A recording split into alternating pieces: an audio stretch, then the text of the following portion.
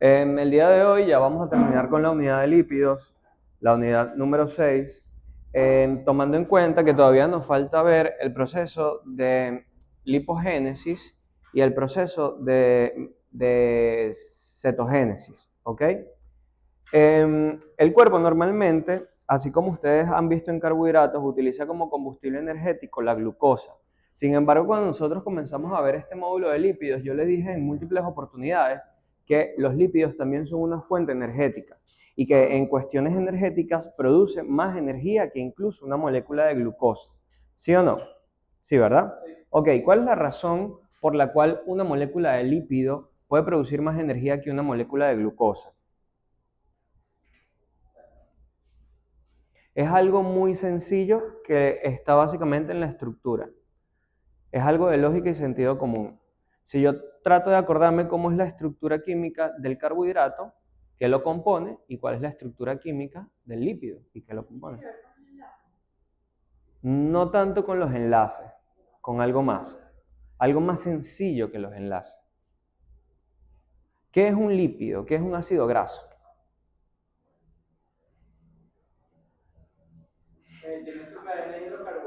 Tienen su cadena hidrocarbonada. Son ácidos carboxílicos igual con cadenas hidrocarbonadas. ¿Ok? Y el ácido graso puede producir más energía que la glucosa o que una molécula de carbohidrato porque tiene más cantidad de carbonos. ¿Ok? Recuerden que un ácido graso puede producir de 102 a 106 ATP y una sola molécula de glucosa te va a producir nada más 32 por respiración aeróbica. ¿Ok? Bueno, resulta que el organismo o el cuerpo, el metabolismo, tiene una reserva energética de emergencia, ¿ok? Que es conocida como los famosos cuerpos cetónicos. Nosotros en bioquímica tenemos que ver cómo se crean y en qué momento se crean estos cuerpos cetónicos. Esto es importante, pues es súper importante porque ustedes como médicos en su preparación y en su práctica médica, cuando sean estudiantes de internado, van a ver pacientes con patologías que se basan en un exceso de la producción de cuerpos cetónicos, ¿ok? Que es lo que se conoce como cetoacidosis diabética y lo que llaman comúnmente la población en general como el coma diabético, ¿ok? Entonces el día de hoy vamos a entender esto, vamos a entender cómo funcionan los cuerpos cetónicos y vamos a ver la verdadera realidad, ¿ok? De los cuerpos cetónicos en nuestro organismo para ver que hay mucha gente que habla cosas falsas en las redes sociales, por ejemplo en la dieta cetogénica, ¿sí? Hablamos un poquito de eso para entrar en contexto. Entonces, cuando nosotros hablamos de los cuerpos cetónicos, como cualquier otra ruta metabólica que hemos nombrado anteriormente, lo primero que tenemos que saber es normalmente en qué lugar ocurre este proceso de formación de cuerpos cetónicos, ¿ok? Esto va a ocurrir en hígado. Específicamente, ¿en qué parte del hígado? En las células hepáticas, en la mitocondria de esas células hepáticas, ¿ok? Mitocondrias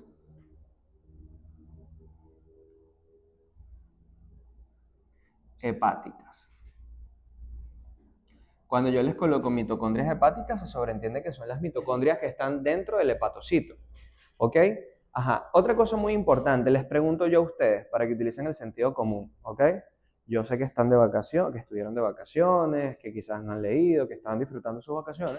Eso está bien, eso no tiene nada de malo. ¿Ok? No todo es medicina, porque el que de medicina solo sabe ni de medicina sabe.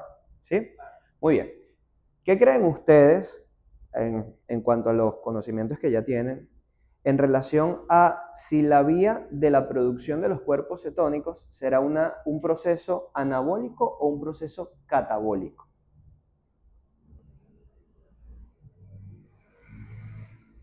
Creo que es catabólico. Por allá dicen que creen que es catabólico. ¿Qué dicen por aquí? Victoria. Anabólico. ¿Qué dice Nielis? ¿Qué dicen las doctoras aquí? Anabólico. Anabólico. Ok. Aquí estamos para discutir conocimiento. Ya va, no te he preguntado más, Luis. ¿Ustedes por qué creen? No, ustedes dijeron anabólico. Ajá, de esta formación. Yo lo que te pregunto, ajá, si eso es un proceso anabólico o es catabólico. Escuchaste bien, porque exactamente eso fue lo que pregunté. Anabólico. ¿Por qué creen ustedes que es anabólico?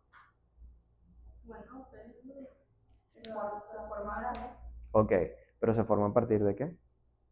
Porque entonces yo te puedo decir que la neoglucogénesis, que voy a formar glucosa, es anabólico. Es catabólico y se está formando igual. Exactamente. O sea que se forma a partir de si se rompen los ácidos grasos, algo así, no sé. ¿Y entonces qué es?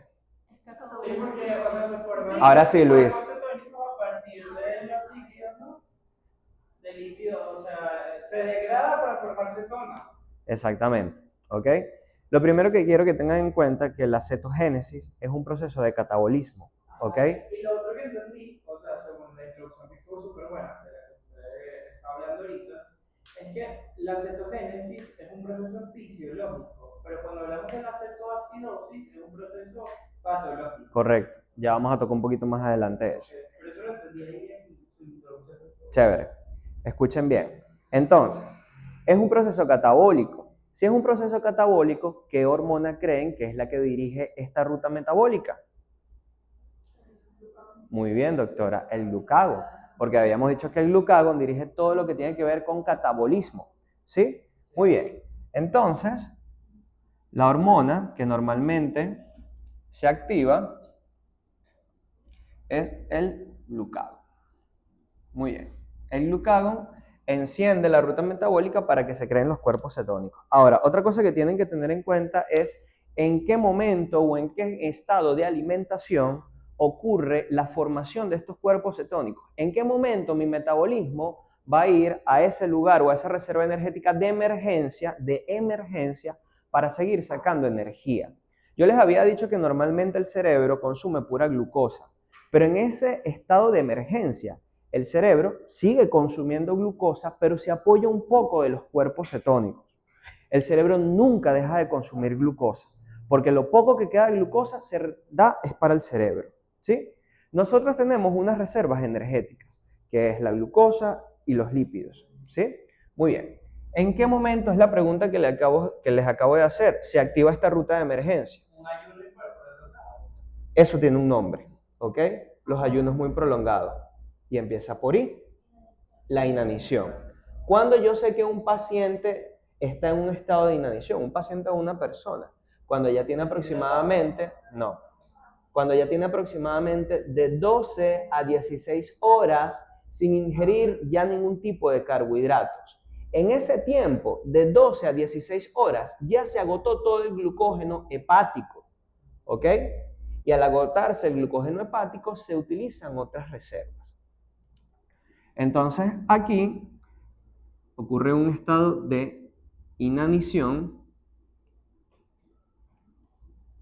entre paréntesis, de 12 a 16 horas de ayuno, sin ingerir ningún tipo de carbohidratos. ¿Y qué es lo que está sucediendo poco a poco? Fíjense. Se supone que previo a esto ocurre, si yo duro por lo menos 8 horas, 8 a 6 horas sin comer, ¿se activa qué ruta?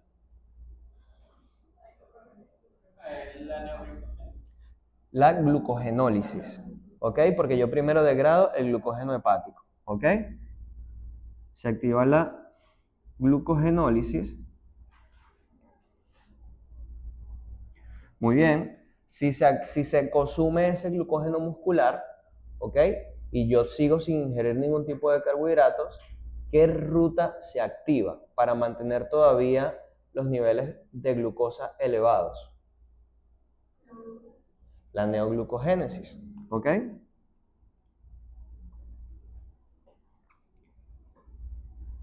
La neoglucogénesis, ¿ok? La lipólisis, cuando se transforma o sea, cuando los lípidos yo los transformo en glucosa, ¿ok? También es a partir de la misma neoglucogénesis. Durante el glucogénesis ocurre también lipólisis, ¿ok? Para generar glucosa a partir de los ácidos grasos. Pero recuerden, por favor, que los músculos en reposo, nosotros ahorita, en este momento, estamos consumiendo ácidos grasos, ¿ok? En reposo. Porque la glucosa la priorizamos para el cerebro y la célula que haga glucólisis. Pero los músculos, para alimentarse, tanto corazón como tejido muscular estriado, consume es ácidos grasos, ¿sí? En reposo. Muy bien. Ahora, aquí es a donde viene lo interesante, en neoglucogénesis. En este estado de ayuno, que todavía no ha llegado a inanición, se supone que se están consumiendo todas estas reservas. Se va agotando esta reserva, se activa la neoglucogénesis. La neoglucogénesis forma glucosa a partir de sustratos que no tienen nada que ver con los carbohidratos, ¿sí? Puede ser proteínas, pueden ser gliceroles o alcoholes, y puede ser también a partir de los lípidos, ¿sí? Sigue formando glucosa, pero llega un punto donde también se agota totalmente ya el glucógeno hepático. Cuando se agota totalmente el glucógeno hepático, ¿ok? Esta misma neoglucogénesis, como está ocurriendo, llega a un punto donde se consume un intermediario importante del ciclo de Krebs, ¿ok? Porque ¿qué es lo que está sucediendo? Toda esta neoglucogénesis lo que busca es generar glucosa. ¿Y qué va a hacer la glucosa? La glucosa se transforma en el piruvato se transforma en, muy bien, en acetil-CoA. ¿Y el acetil-CoA a dónde entra? Al ciclo de Krebs, ¿sí? ¿Con qué se combina el acetil-CoA? Recuerden el rap, pues. Exactamente. Bueno, pero igual sirve. Claro, sí sirve. Sí, sirve. Bueno, entonces fíjate que aquí es donde viene lo interesante. Durante la neoglucogénesis, como yo estoy tratando de generar glucosa a partir de elementos que no tienen nada que ver con los carbohidratos, el oxaloacetato es un sustrato neoglucogénico. Entonces, las concentraciones de oxaloacetato van a ir disminuyendo mediante que se está dando la neoglucogénesis para tratar de mantener los niveles elevados de glucosa. Pero llega un punto donde esos sustratos neoglucogénicos se agotan y yo opto por sacar sustratos también de los lípidos, ¿sí? Una molécula de lípido genera mucho acetil-CoA, porque como nosotros vimos la clase pasada, por cada 2 carbonos de un lípido se generan un acetil-CoA, ¿sí? Y normalmente lo mínimo que tienen los lípidos que utilizamos son 16 carbonos. Entonces, un solo ácido graso puede producir 8 acetil-CoA. Van disminuyendo las cantidades de oxaloacetato, pero van aumentando las cantidades de acetil-CoA. Entonces, cuando yo voy a entrar al ciclo de Krebs,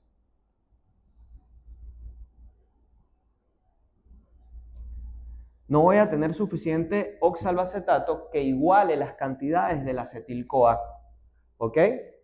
Entonces, no se va a poder el ciclo de Krebs adecuadamente. El ciclo de Krebs colapsa, se satura, porque no hay suficiente oxaloacetato que, digamos, satisfaga la demanda de tanto acetil-CoA. Pero como el cuerpo sigue necesitando energía en este momento tan crítico, ese acetil-CoA, o sea, el cuerpo es tan sabio que el metabolismo dice, ya que hay tanto acetil-CoA y eso sirve para producir energía, yo voy a desviar este acetil-CoA a otra ruta que sirva todavía para utilizarlo como energía, ¿ok? Entonces, ese acetil-CoA se desvía del ciclo de Krebs para ir a la ruta de la cetogénesis, ¿ok? Que ocurre en el hígado, específicamente en las mitocondrias del hepatocito, ¿ok? ¿A quién le va a dar energía estos cuerpos cetónicos que se van a formar? Le va a dar energía al músculo, le va a dar energía al corazón y le va a dar energía al cerebro, ¿ok? ¿Qué sucede con estos cuerpos cetónicos? Son importantes. La bioquímica es importante. La bioquímica sí es importante, ¿ok? Porque resulta que, más ahora con las modas de que si la dieta cetogénica, que si los niveles de cortisol, que yo no sé qué, ¿ok? Es importante saber para qué sirven y cuál es la cantidad fisiológica de los cuerpos cetónicos, ¿ok? Cuando se producen estos cuerpos cetónicos, en ese momento se activa el estado de cetosis en nuestro cuerpo, ¿ok? Y básicamente en esto se basan las dietas cetogénicas, por eso se llama dieta keto, ¿sí? Porque cetoácidos en inglés se escriben ketoácido, ¿sí? Muy bien. Ahora, estos cuerpos cetónicos, como nosotros todavía producimos insulina, a poquitos rasgos, pero la producimos, nosotros mantenemos un nivel basal de insulina, ¿ok? Estos cuerpos cetónicos se regulan, no se producen en exceso, porque la insulina regula esa producción hasta un nivel que me sirva para utilizarlos como energía. ¿Ok? ¿Cuándo ocurre el problema? Cuando existen pacientes que tienen problemas para producir insulina, perdón. ¿Sí? Por ejemplo, el paciente diabético.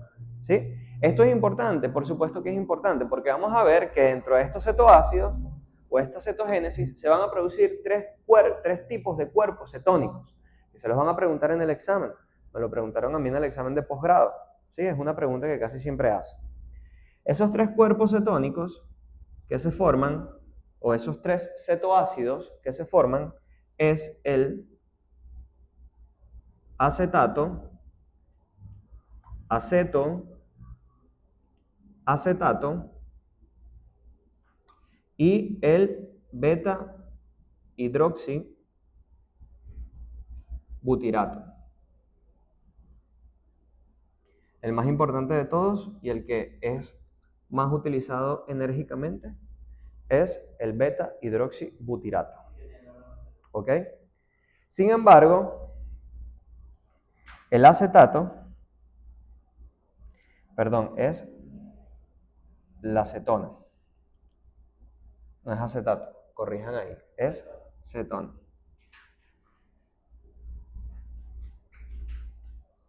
¿Ok? Esta acetona, ¿ok?, es volátil, tiene una característica de ser volátil. ¿Qué quiere decir eso? Que se elimina por la respiración, porque es gasificada. ¿Ok? Se evapora muy rápido. Exactamente. Entonces, como se elimina por la respiración, esto es un signo que yo puedo evaluar clínicamente. Cuando yo te digo que puedo evaluar algo clínicamente, es que yo puedo evidenciarlo en el paciente. Yo sé que el paciente los está produciendo. ¿Por qué? En su respiración se siente. El paciente diabético, el paciente diabético, cuando está entrando en este estado metabólico, él no tiene insulina. Él no va a regular la cantidad de ácidos cetónicos que se van a producir. ¿Ok? Al no regularlo se producen muchos cuerpos cetónicos y los cuerpos cetónicos producen acidez. Se producen exactamente estos tres. ¿Ok?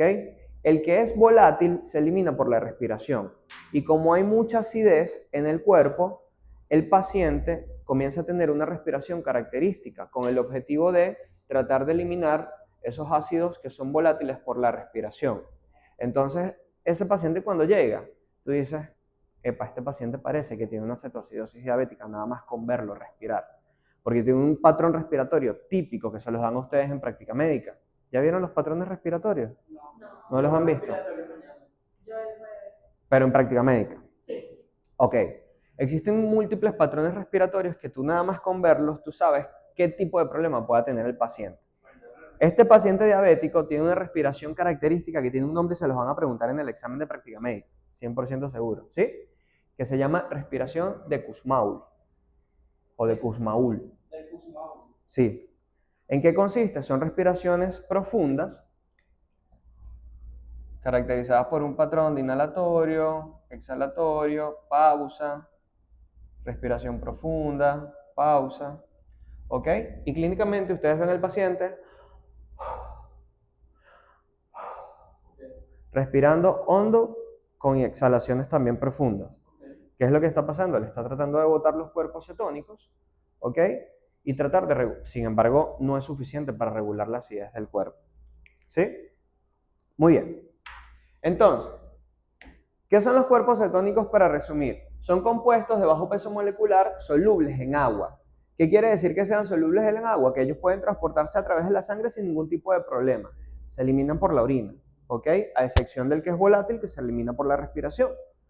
Acumulación de acetil-CoA provenientes de la beta-oxidación de los ácidos grasos genera la cetogénesis, ¿ok? Por eso es que es un proceso catabólico, porque yo tengo que degradar ácidos grasos para producir cuerpos cetónicos, ¿sí? Ahora, ellos provienen de la beta-oxidación, ¿se acuerdan de la clase que vimos de beta-oxidación? Igualmente, es el mismo proceso exactamente para transformar todos esos carbonos en acetil-CoA y el problema es que el acetil-CoA no puede entrar al ciclo de Krebs porque no tiene suficiente oxaloacetato con que fusionarse y generar el citrato y para que siga la ruta energética, ¿ok? Fíjate que El lugar donde ocurre es en el hígado, específicamente en la mitocondria, por altas concentraciones de hidroximetilglutaryl-CoA o hidroxiglutaryl-CoA sintasa. Ya lo vamos a ver más adelante. Esa es la enzima que es importante en los cuerpos cetónicos, ¿sí? ¿A quién le va a dar energía a los cuerpos cetónicos como se los mencioné previamente? Se lo va a dar al músculo estriado, al músculo cardíaco y al cerebro. Ojo, el cerebro nunca deja de consumir glucosa, no se les puede olvidar.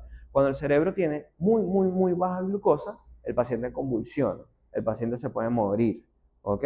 Puede tener secuelas neurológicas. Esto es lo que yo les estaba esquematizando, pero de una manera un poco más ordenada. Fíjate que en ese estado de emergencia, en ese estado nutricional de emergencia, que como habíamos dicho que se llamaba, Inanición. en ese estado de inanición se activa la ruta de la beta-oxidación de los ácidos grasos. Ya sabemos que la beta-oxidación de los ácidos grasos genera acetil-CoA, acilcarnitina, la acilcarnitina y llega la acetil-CoA adentro de la matriz, que es lo que yo quiero, ¿sí? Cuando llega ese acetil-CoA dentro de la matriz, en este momento, fíjate que él no puede entrar al ciclo de Krebs porque hay poquitas concentraciones de oxaloacetato.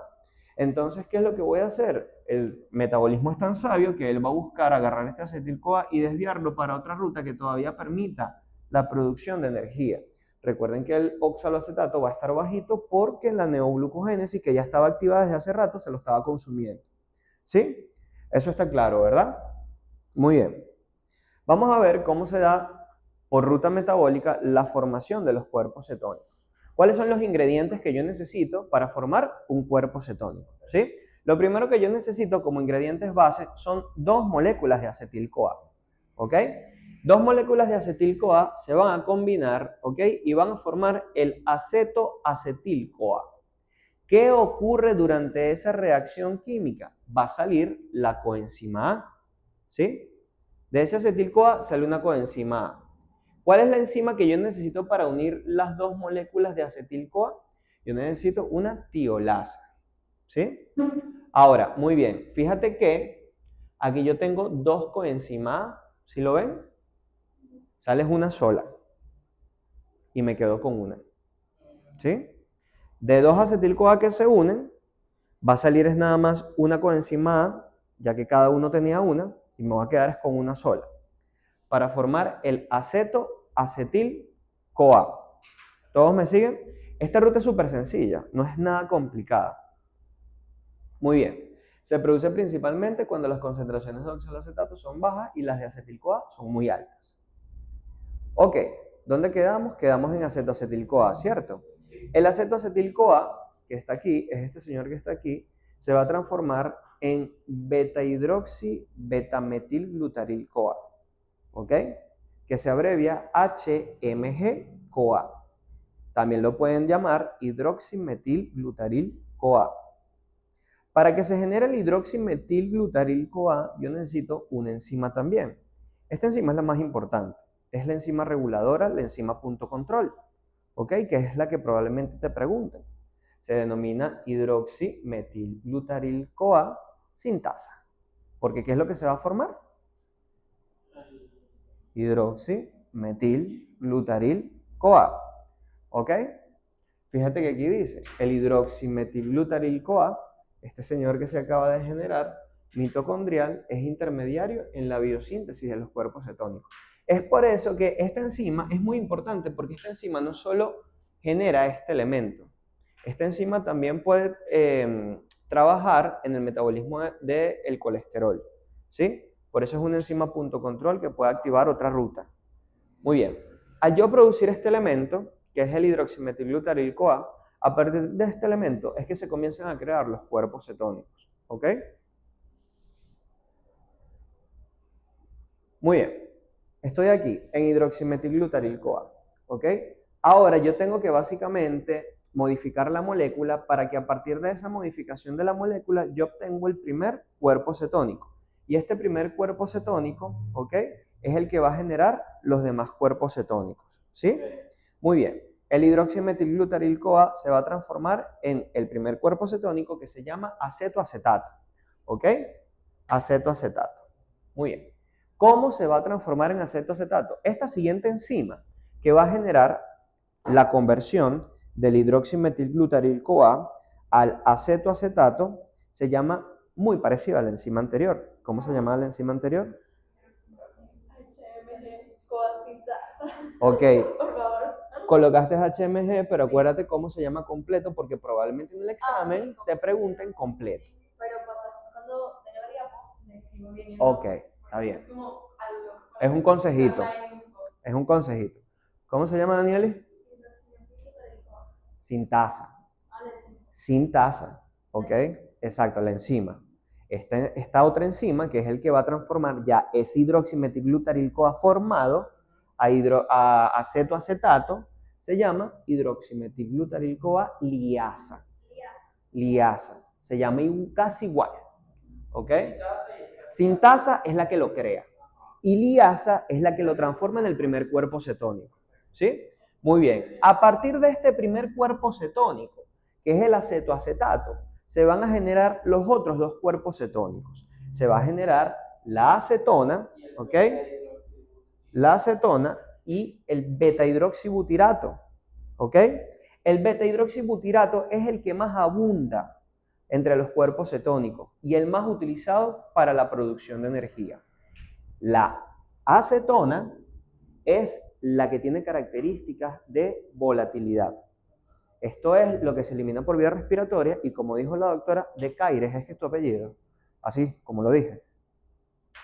¿Se pronuncia así? Sí. Ok, como dice la doctora de Caires, ese aliento tiene un olor y huele no a manzana podrida, es mentira que huele a manzana podrida. Acetona.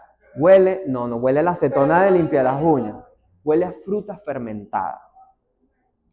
Ahora, la mayoría de los pacientes que llegan a la emergencia tienen mal aliento, tienen horas sin cepillarse, pero los pacientes que no les huele mal la boca, cuando tienen nada más ese olor, si huele un olor como un poquito ácido, o no es un olor, sí se siente. Acetona, aquí me faltó la... Y que a veces como olor penetrante. No, tienes que acercarte bastante al paciente para olerlo. Por lo menos tener esta distancia. Porque no es que el paciente está aquí y yo desde aquí lo huelo. Eso es mentira. Eso es mentira. Ahora, uno figuradamente dice, ese paciente, desde aquí, ese paciente huele a cetoacidosis. Pero no porque lo huela, sino porque lo ves. Y tú escuchas al paciente, tú le escuchas los pulmones al paciente y se escucha normal. Le pones el saturómetro y satura normal, porque el problema no está a nivel pulmonar. El problema está a nivel bioquímico. ¿Ok? Y no está afectando la perfusión ni la hematosis. No hay problema en el intercambio gaseoso. ¿Ok? Por eso es que como tal esa parte respiratoria no está comprometida, a menos que el paciente tenga una infección respiratoria. ¿Sí? Muy bien.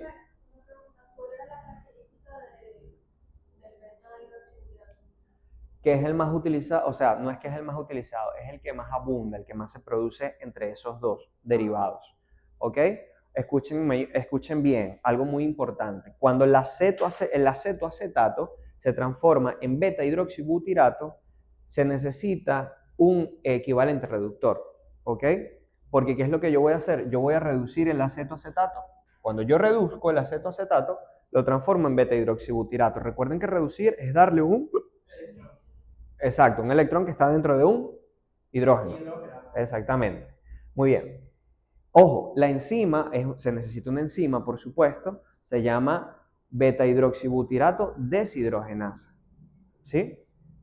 Muy bien. La acetona ocurre por reacción espontánea, ¿sí? Porque lo único que voy a hacer es descarboxilar al acetoacetato. Se genera la acetona, ¿sí? Normalmente, una persona sana que no sufra de diabetes, cuando entra en un estado de cetosis, los niveles de cuerpos cetónicos van de 5 a 7 miliosmol por litro.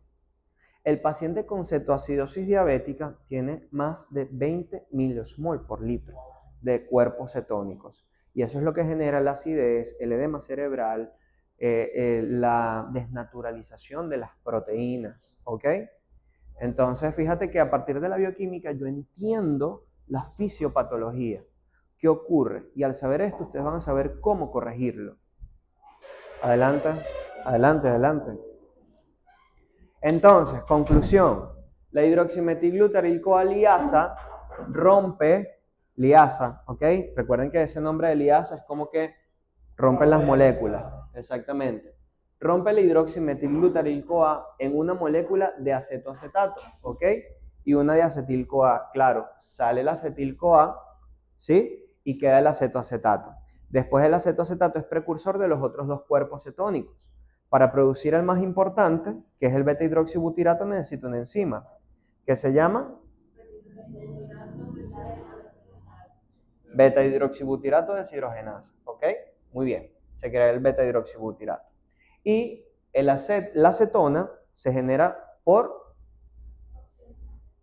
descarboxilación, porque sale un CO2. Sale un CO2. Eso ocurre de manera espontánea, ¿ok? ¿Hay alguna duda? Ocurre de manera espontánea. Se descarboxila sola. ¿Hay alguna duda con eso? No, fíjense lo que dice aquí. Todo depende de la disposición de los NAT fosfato en realidad, ¿ok? Porque fíjate que aquí yo necesito utilizar ese equivalente reductor para producir el beta-hidroxibutirato. ¿Sí? ¿Todo está claro? ¿Sí? Chévere. Actualmente, ya para uno diagnosticar la cetoacidosis diabética por interpretación de exámenes de laboratorio, se utiliza la medición de esos cuerpos cetónicos, pero en particular es uno solo el que yo voy a pedir. Según lo que les acabo de decir, ¿cuál creen que es el que voy a pedir? ¿Por qué tú dices el beta-hidroxibutirato? Ok. Ese no lo voy a encontrar en la sangre porque es volátil. Exacto. Y se puede encontrar en orina también. ¿Qué voy a encontrar en orina? En orina no los cuantifico, pero veo su presencia. Ajá, pero igual el hidroxibutirato o todo. No, porque en orina tú no vas a saber si eso es beta-hidroxibutirato o acetoacetato. Tú solo ves que son cuerpos cetónicos. Y ahí solo se representa en el uroanálisis con cruces. O sea, están presentes. ¿Sí? Eso es una emergencia. Usted ve eso en un paciente diabético o en un paciente que no se conoce con diabetes y un paciente que come, usted tiene que mandarlo de una vez al hospital. Ahora, si tú me dices, no, estoy en huelga de hambre y en huelga de hambre le hace un examen de orina y tiene los cuerpos cetónicos, ok, es fisiológico y el paciente está normal, no está respirando agitado ni nada. ¿Sí? ¿Cómo sabes si las personas de verdad hacen las huelgas de hambre y no se meten algo por ahí caleta para aguantar? Tú le haces un examen de orina y tiene que tener cuerpos cetónicos. Una persona que no tenga cuerpos cetónicos es porque ha llenado su demanda energética por carbohidratos, ¿ok? Y hay niveles elevados de insulina. Hace años habían... Ah, bueno. Imagínense. Ahora, estos cuerpos cetónicos, ¿dónde habíamos dicho que se producían? En el hígado. En la mitocondria del hígado. Exacto. Muy bien. Ya cuando se formaron los cuerpos cetónicos, yo tengo que mandar a los cuerpos cetónicos a dónde dijimos que lo vamos a mandar. Ok, para que lleguen a dónde. Músculo estriado. Ok, entonces ya una vez que yo mando esos cuerpos cetónicos a esos lugares, el cuerpo cetónico se va a descomponer. ¿Ok? Porque a mí me interesa que el acetil-CoA que tienen los cuerpos cetónicos se descompongan en esos lugares para que sigan produciendo energía. Exactamente. Entonces, fíjate, ya cuando yo voy a oxidar el cuerpo cetónico, yo tengo el beta-hidroxibutirato, que es el mayor. La conversión de acetoacetato a beta-hidroxibutirato es reversible. ¿Ok? Entonces, va a ocurrir la transformación en reversa de beta-hidroxibutirato a acetoacetato. Lo hace exactamente la misma enzima, beta-hidroxibutirato deshidrogenasa, porque ahora lo que va a hacer es quitarle el hidrógeno que le había dado, dárselo el equivalente reductor y al quitarle ese hidrógeno lo deja como acetoacetato. ¿Sí? Ahora, el acetoacetato se va... Una pregunta random. No, no raro, pero el agente reductor es innato. El que va a reducir, claro. El equivalente reductor era random. Una pregunta del examen de ciencias de química están un punto por eso y dijeron que no era el agente reductor, sino que era la enzima. Y yo, ah, sí, ya me acuerdo, ahí se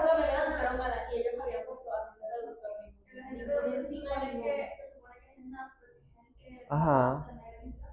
O sea, se están dando cuenta que de verdad sí estaba mala. No, está bueno, se la Me tengo estoy en dando cuenta. cuenta que la gente de bioquímica está loca. O sea, la pregunta es cuál era la lista del reductor. Ok. Y había varias opciones en donde había un equivalente que era NAT. Ok, bueno, los equivalentes reductores son agentes que van a reducir a alguien. Exacto. Y el agente que recibe ese hidrógeno es el oxidante. Yo oxido al NAT, ¿sí? Claro, exacto. Si yo recibo el hidrógeno, yo estoy oxidando al NAT. Y el NAT me está reduciendo a mí. O sea, si teníamos que ponerle encima. ¿No? Es el equivalente reductor es el NAT. Que la mía también sabía lo de la gente reductora y después cuando yo salí me dijeron que eso estaba mal también. Pero te lo dijo otro compañero. Me lo dijeron mis compañeros. No, por eso se llaman equivalentes reductores. Entonces ya me acordé de eso. Porque ¿Qué te dijo? No, que no era así. Y la otra. Las enzimas comandan la reacción, pero realmente quien es equivalente reductor es el equivalente. Ya me acordé de esa pregunta. Ok, bueno, continuamos. Pero eso es que saben nomás. Bueno, pero tienen que ir pero se lo dijo el profesor, que estaba mala. Bueno, tienen que ir a El revisión. reductor se oxida, ¿no? El agente reductor va a quedar oxidado. Ese producto de la verdad de francia. Y yo me reviso. Ahí perfecto. A ver. No, ese es Bueno, el- continuamos. ¿Ok? Entonces, el acetoacetato se va a transformar en acetoacetil-CoA. ¿A través de qué reacción? A través de una reacción que es mediada por la enzima beta-cetoacil-CoA transferasa. ¿Ok? Fíjate que yo tengo succinil-CoA, lo saco de esta molécula y sale como succinato. ¿Ok? La coenzima queda, por supuesto. Se genera acetoacetil-CoA. El acetoacetil-CoA por una tiolasa, las tiolasas también rompen las moléculas, ¿ok? Entonces este acetoacetil-CoA lo rompo, le meto una coenzima A, por supuesto, porque yo quiero generar ahora 2-acetil-CoA, que fue lo primero que yo tenía, ¿sí? Que le había quitado una coenzima A1.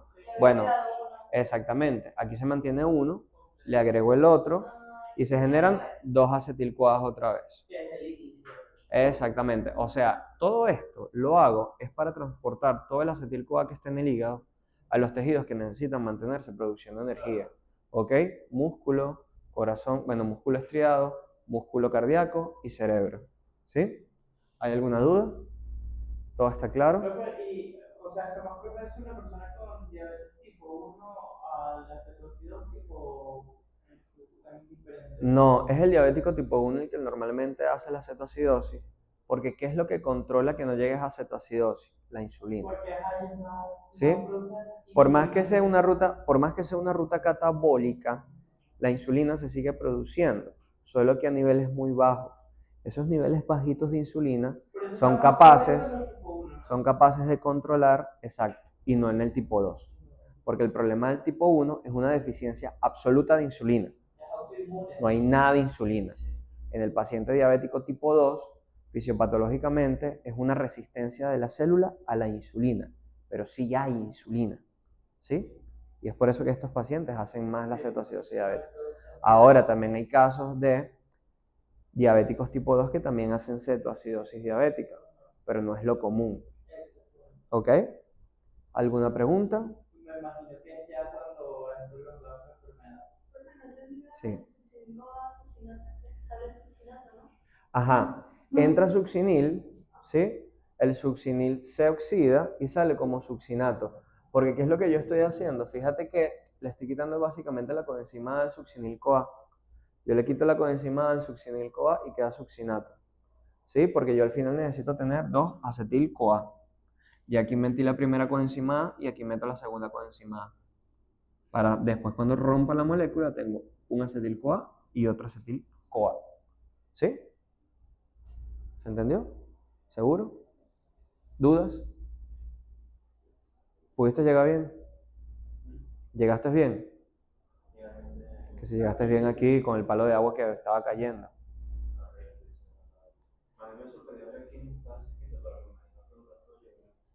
Ok, continuamos entonces. ¿Sí? Chévere. Bueno, fíjate lo que ocurre. Esto es un resumen de todo lo que les acabo de decir. ¿Ok? Fíjate que la beta-oxidación de los ácidos grasos en un estado de inanición ocurre, produce mucho acetil-CoA. Sin embargo, el acetil-CoA ya sabemos que se tiene que unir con el oxalacetato, pero el oxalacetato está bajo porque yo lo estoy transformando por gluconeogénesis en glucosa. ¿Ok? ¿En glucosa para qué? Para que sea exportada a los tejidos, cerebro, corazón, pulmón, digo, cerebro, músculo, pero principalmente cerebro. ¿Ok? Ahora, como sobra mucho acetil-CoA, este acetil-CoA se desvía para otra vía, dentro del hepatocito a la cetogénesis, ¿ok? Y entonces se producen los cuerpos cetónicos dentro del hepatocito, específicamente en la mitocondria, y después de producir este cuerpo cetónico, yo se los mando a los otros tejidos, principalmente cerebro, corazón y músculo, ¿sí? Sí. Muy bien.